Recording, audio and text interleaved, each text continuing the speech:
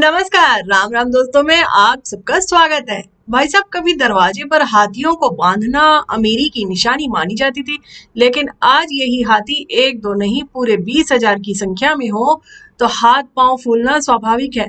और उस पर यह धमकी किसी देश के राष्ट्राध्यक्ष ने दी हो तो मायने रखती है। तो आपकी जानकारी के लिए बता दूं कि अफ्रीकी देश बोत्सवाना के राष्ट्रपति मोगावेत्सी मासिसी ने दी है ये धमकी कि तुम्हारे देश में मैं 20,000 हाथी भेज दूंगा। अब सवाल दर सवाल पूरा मामला देखते हैं कि जर्मनी ने आखिर ऐसा क्या कह दिया जो बोत्सवाना इस तरह उखड़ गया। लेकिन उससे पहले आप मेरे चैनल को सब्सक्राइब कीजिए और वीडियो को लाइक जरूर कीजिएगा। तो दोस्तों, शुरुआत करते हैं राजा महाराजाओं के जमाने से, जिसके लिए हम अक्सर उनके शिकार की कहानियां सुनते आ रहे हैं। तब कुछ शिकार जानवरों को पकाकर खाने के लिए किए जाते थे, वहीं बड़े जानवरों के शिकार का अलग मकसद होता था। राजे महाराजे उनकी खाल या सींगों को महलों में सजाते थे। ये एक तरह से उनकी बहादुरी का सबूत होता था कि देखिए, हमने शेर या हाथी को भी पछाड़ दिया है। तो यही बाद में ट्रॉफी हंटिंग के नाम से लोगों के बीच में मशहूर हो गया। इसमें जंगली जानवरों को मारकर जीत के इनाम की तरह रखा जाने लगा। अब ज्यादातर देशों में जानवरों के शिकार को लेकर तरह तरह की सख्तियां हैं, इसलिए शिकार के शौकीनों ने नया तरीका खोजा। वे ऐसे देश जाने लगे जहां जंगल ही जंगल हो। वे वहां जानवरों को मारकर उनके शरीर के मनचाहे हिस्सों को अपने साथ ले जाते, बदले में उन्हें उस देश को पैसे देने होते। तो इसके चलते ट्रॉफी हंटिंग अब एक तरह की स्पोर्ट्स एक्टिविटी हो चुकी है, जिसमें मारे जा रहे पशु गेम कहलाते हैं। इनमें अधिकतर ऐसे जानवर होते हैं जो साइज में बड़े हों और संख्या में ज्यादा हों। इनके सींग, सिर, एंटलर, फर और कई बार खाल भी ट्रॉफी की तरह जमा होती है।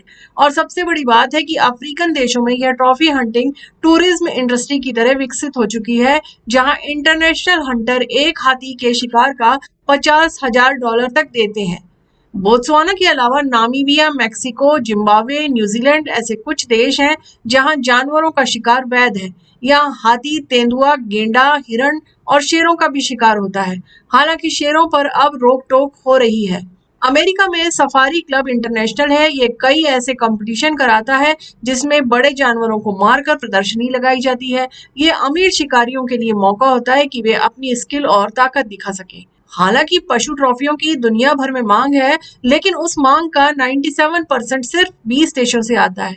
संयुक्त राज्य अमेरिका अब तक शिकार ट्रॉफियों का सबसे बड़ा आयातक है, जो आयात मांग का चौंका देने वाला 71% या सूची में अगले उच्चतम देशों जर्मनी और स्पेन से लगभग 15 गुना अधिक है। हंटिंग के बाद कोई भी ऐसे ही जानवरों के अंगों को अपने यहाँ नहीं ले जा सकता।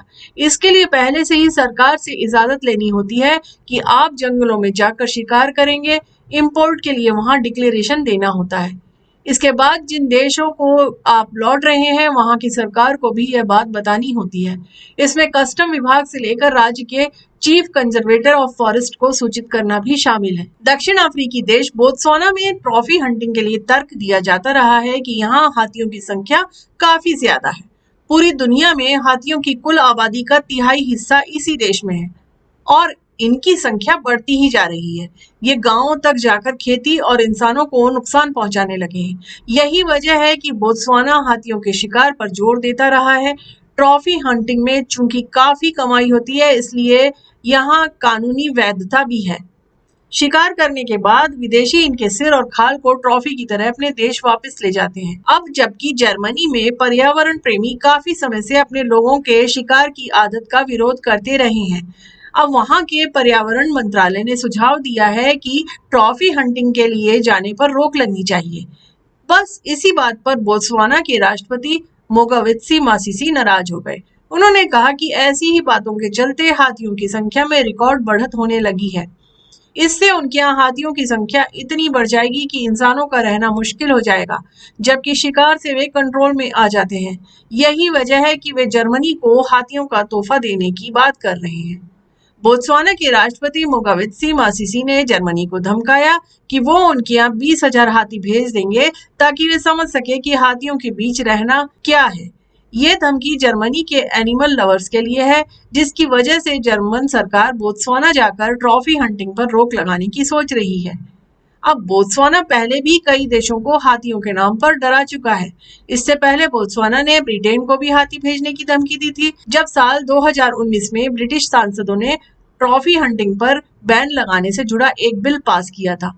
तो आशा है आपको इस मामले में दी जानकारी पसंद आई होगी। वीडियो के अंत तक बने रहने के लिए आपका धन्यवाद। तो लेती हूँ विदा, अगले नए वीडियो के आने तक। राम राम दोस्तों।